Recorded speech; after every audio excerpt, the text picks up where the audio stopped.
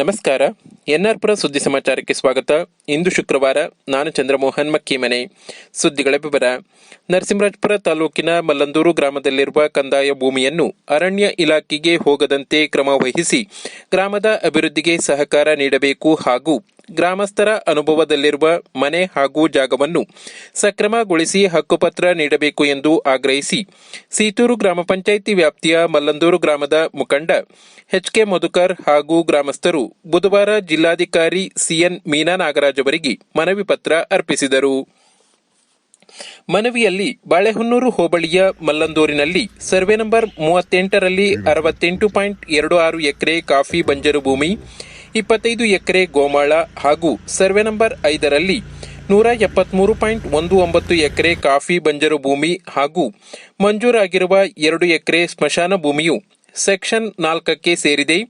ಮುಂದಿನ ದಿನದಲ್ಲಿ ಈ ಜಾಗವು ಸೆಕ್ಷನ್ 17ಕ್ಕೆ ಅಂದರೆ ರಿಸರ್ವ್ ಫಾರೆಸ್ಟ್ಗೆ ಸೇರಿಸಬಹುದಾಗಿದೆ. ಆದ್ದರಿಂದ ಈ ಕಂದಾಯ ಭೂಮಿಯನ್ನು ಗ್ರಾಮದ ಅಭಿವೃದ್ಧಿಗೆ ಬಿಟ್ಟುಕೊಡಬೇಕು ಎಂದು ಆಗ್ರಹಿಸಿದ್ದಾರೆ. ಅಲ್ಲದೆ ಸೆಕ್ಷನ್ 4 ಆಗುವಾಗ ಸರ್ವೆ ಕಾರ್ಯ ತಪ್ಪಾಗಿ ಮಾಡಿದ್ದಾರೆ. ಸೆಕ್ಷನ್ 4 ಆಗಿರುವ ಜಾಗದಲ್ಲಿ ರೈತರು ಕಟ್ಟಿರುವ ಮನೆ, ಸಾಗುವಳಿ ಮಾಡಿರುವ ಜಮೀನು, ಶಾಲಾ ಆಟದ ಮೈದಾನ ಸೇರಿದೆ. ಆದ್ದರಿಂದ ಸೆಕ್ಷನ್ 4 ಆಗಿರುವ ಎಲ್ಲ ಭೂಮಿಯನ್ನು ಕಂದಾಯ ಇಲಾಖೆಗೆ ವರ್ಗಾಯಿಸಬೇಕು. ವಸತಿಗಾಗಿ ಆ ಜಾಗದಲ್ಲಿ ಕಟ್ಟಿಕೊಂಡಿರುವ ಮನೆಗೆ ಹಾಗೂ ರೈತರ ಅನುಭವ ಇರುವ ಜಮೀನಿಗೆ ಹಕ್ಕುಪತ್ರ ನೀಡಬೇಕು ಎಂದು ಒತ್ತಾಯಿಸಲಾಗಿದೆ. ಮನವಿ ನೀಡುವ ಸಂದರ್ಭದಲ್ಲಿ ಮಲ್ಲಂದೂರು ಗ್ರಾಮದ ಮುಖಂಡ ಎಚ್.ಕೆ. ಮಧುಕರ್, ಗ್ರಾಮಸ್ಥರಾದ ರವಿ ಅರೆಕುಡಿಗೆ, ರಾಘವೇಂದ್ರ, ದಿನೇಶ್ ಎಂ ಮಲ್ಲಂದೂರು, ವಸಂತಿಯಮ್ಮ, ನಾಗವೇಣಿ, ಚಂದ್ರಾವತಿ, ಅರ್ಚನಾ ಸೇರಿದಂತೆ 33 ಗ್ರಾಮಸ್ಥರು ಉಪಸ್ಥಿತರಿದ್ದರು.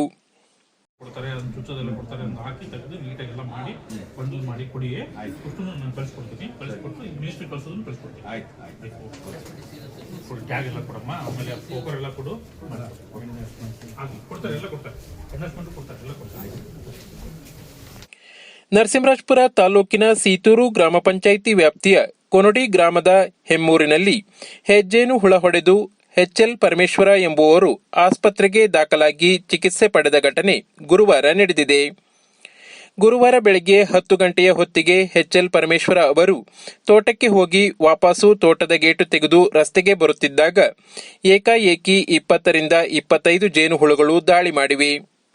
ಮುಖ, ಕೈ, ತಲೆಗೆ ಜೇನುಹುಳು ಕಚ್ಚಿದೆ. ತೀವ್ರ ಅಸ್ವಸ್ಥರಾದ ಅವರನ್ನು ನರಸಿಂಹರಾಜಪುರ ಸರ್ಕಾರಿ ಆಸ್ಪತ್ರೆಗೆ ಸೇರಿಸಿ ಪ್ರಥಮ ಚಿಕಿತ್ಸೆ ನೀಡಲಾಯಿತು. ನಂತರ ಹೆಚ್ಚಿನ ಚಿಕಿತ್ಸೆಗೆ ಶಿವಮೊಗ್ಗ ಆಸ್ಪತ್ರೆಗೆ ಕರೆದುಕೊಂಡು ಹೋಗಿ ಚಿಕಿತ್ಸೆ ನೀಡಲಾಗುತ್ತಿದೆ. 12 ಜನರ ಮೇಲೆ ಜೇನುಹುಳು ದಾಳಿ. ಇದೇ ಸ್ಥಳದಲ್ಲಿ ಮಂಗಳವಾರ ಸಂಜೆ ಗಾರೆ ಕೆಲಸಕ್ಕೆ ಹೋಗಿದ್ದ 2 ಮೇಲೆ ಹೆಜ್ಜೇನುಹುಳುಗಳು ದಾಳಿ ಮಾಡಿದ್ದು ಅವರನ್ನು ಸಹ ಶಿವಮೊಗ್ಗ ಆಸ್ಪತ್ರೆಗೆ ಸೇರಿಸಿ ತುರ್ತು ಚಿಕಿತ್ಸೆ ನೀಡಲಾಗಿತ್ತು. ಅಲ್ಲದೆ ಆ ಸ್ಥಳಕ್ಕೆ ಬಂದ 10ರಿಂದ 12 ಗ್ರಾಮಸ್ಥರ ಮೇಲೂ ಹೆಜ್ಜೇನುಹುಳುಗಳು ದಾಳಿ ಮಾಡಿ ಕಚ್ಚಿವೆ. ಅವರು ನರಸಿಂಹರಾಜಪುರ ಸರ್ಕಾರಿ ಆಸ್ಪತ್ರೆಗೆ ಬಂದು ಹೊರ ರೋಗಿಗಳಾಗಿ ಚಿಕಿತ್ಸೆ ಪಡೆದು ಮನೆಗೆ ಹೋಗಿದ್ದಾರೆ. ಈಗ ಆ ರಸ್ತೆಯಲ್ಲಿ ಗ್ರಾಮಸ್ಥರು ಓಡಾಡಲು ಭಯಪಡುತ್ತಿದ್ದಾರೆ.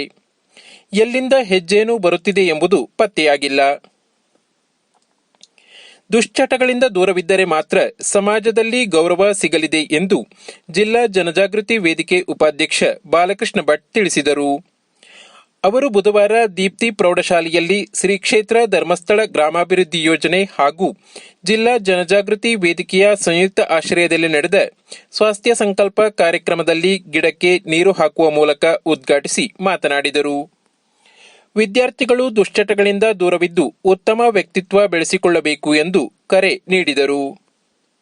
ಅತಿಥಿಯಾಗಿದ್ದ ಜಿಲ್ಲಾ ಜನಜಾಗೃತಿ ವೇದಿಕೆ ಸದಸ್ಯೆ ಭಾಗ್ಯ ನಂಜುಂಡಸ್ವಾಮಿ ಮಾತನಾಡಿ, ಮಕ್ಕಳು ದುಶ್ಚಟಗಳಿಗೆ ಬಲಿಯಾಗದಂತೆ ಜಾಗೃತಿ ಮೂಡಿಸಲು ಧರ್ಮಸ್ಥಳ ಗ್ರಾಮಾಭಿವೃದ್ಧಿ ಯೋಜನೆ ಹಾಗೂ ಜಿಲ್ಲಾ ಜನಜಾಗೃತಿ ವೇದಿಕೆಯಿಂದ ಶಾಲಾ ಕಾಲೇಜುಗಳಲ್ಲಿ ಸ್ವಾಸ್ಥ್ಯ ಸಂಕಲ್ಪ ಕಾರ್ಯಕ್ರಮ ಆಯೋಜನೆ ಮಾಡಲಾಗುತ್ತಿದೆ ಎಂದರು. ಸಭೆಯ ಅಧ್ಯಕ್ಷತೆಯನ್ನು ದೀಪ್ತಿ ಪ್ರೌಢಶಾಲೆಯ ಮುಖ್ಯೋಪಾಧ್ಯಾಯಿನಿ ಲೀಲಾವತಿ ವಹಿಸಿದ್ದರು. ಧರ್ಮಸ್ಥಳ ಗ್ರಾಮಾಭಿವೃದ್ಧಿ ಯೋಜನೆಯ ವಲಯ ಮೇಲ್ವಿಚಾರಕಿ ಸುಶೀಲ ವಿದ್ಯಾರ್ಥಿಗಳಿಗೆ ದುಶ್ಚಟಗಳ ವಿರುದ್ಧ ಪ್ರತಿಜ್ಞಾವಿಧಿ ಬೋಧಿಸಿದರು. ಸೇವಾ ಪ್ರತಿನಿಧಿ ಶಶಿಕಲಾ, ಸಹಶಿಕ್ಷಕರಾದ ಜೋಶ್, ಜೆಸ್ಸಿ ಮೇಡಂ, ಮೆಲಿಟಾ ಮೇಡಂ ಉಪಸ್ಥಿತರಿದ್ದರು. ನಂತರ ಮಕ್ಕಳಿಗೆ ಸಿಹಿ ಹಂಚಲಾಯಿತು. ನರಸಿಂಹರಾಜಪುರ ಭಾರತೀಯ ಮಾನವ ಹಕ್ಕುಗಳ ಪರಿಷತ್ ಘಟಕವು ಅಸ್ತಿತ್ವಕ್ಕೆ ಬಂದಿದ್ದು, ಪ್ರವಾಸಿ ಮಂದಿರದಲ್ಲಿ ನಡೆದ ಸಭೆಯಲ್ಲಿ ಭಾರತೀಯ ಮಾನವ ಹಕ್ಕುಗಳ ಪರಿಷತ್ತಿನ ರಾಜ್ಯ ಉಪಾಧ್ಯಕ್ಷ ಜೆ ಗಿರಿಧರ್ ನೇತೃತ್ವದಲ್ಲಿ ನೂತನ ಪದಾಧಿಕಾರಿಗಳನ್ನು ಆಯ್ಕೆ ಮಾಡಲಾಯಿತು. ಪದಾಧಿಕಾರಿಗಳು: ಅಧ್ಯಕ್ಷರು ಎಂಜೆ ವರ್ಗೀಸ್, ಉಪಾಧ್ಯಕ್ಷರು ಕೆಜೆ ರಜಿ, ಪ್ರಧಾನ ಕಾರ್ಯದರ್ಶಿ ಪಿಸಿ ಬಿನು, ಸಹ ಕಾರ್ಯದರ್ಶಿ ಜಿಬಿ ಗಿರೀಶ್, ವಿಡಿಯೋ ವರದಿಗಾರ ಎನ್ ಶ್ರೀಕಾಂತ್, ಸಲಹೆಗಾರರು ಪಿಪಿ ಸೇವಿ, ಉಪಸಂಘಟಕರು ಕೆಟಿ ಎಲಿಯಾಸ್, ಸಹ ಸಲಹೆಗಾರರು ಎಚ್ಎಸ್ ವಿಶ್ವನಾಥ್, ಸಂಘಟಕರು ಅಭಿಷೇಕ್, ಉಪ ಕಾರ್ಯದರ್ಶಿ ಕೆಟಿ ಬಾಬು, ಜಂಟಿ ಕಾರ್ಯದರ್ಶಿ ಸಂದೀಪ್ ಕುಮಾರ್. ಪ್ರತಿನಿತ್ಯ ತಾಲೂಕಿನ ಸುದ್ದಿ ಸಮಾಚಾರಗಳಿಗೆ ನೋಡ್ತಾ ಇರಿ ಎನ್ಆರ್ ಪುರ ಸುದ್ದಿ ಸಮಾಚಾರ. ವಂದನೆಗಳು.